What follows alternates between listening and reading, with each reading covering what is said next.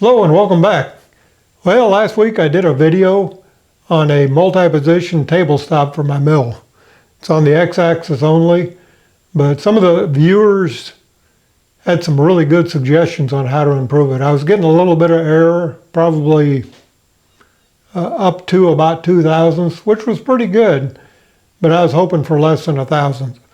And I've modified that stop and it's doing much better. I had a little technical problem on this video. There's no audio, but it's a short little video and I think you'll get an idea of just exactly how I fixed it. So let's get started on that.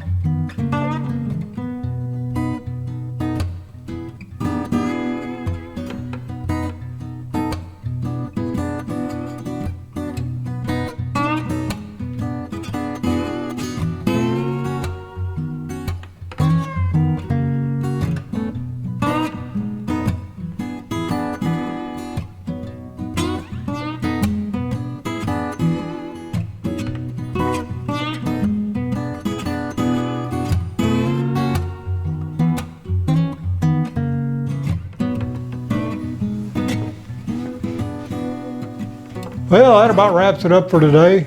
Thanks for joining me. Be sure and subscribe and ring that bell. Oh, and special thanks to the viewers and their comments. They were spot on. This was a good improvement.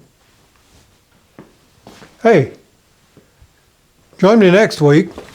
I'm going to make a new video on this guided tap wrench.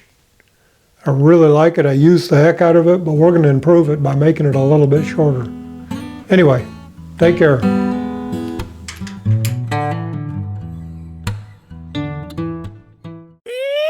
Video on a X-axis table stop for my mill. Multi-position X-stop, X-table, X on a mill table X-axis stop for the X-axis on my table, table on the mill.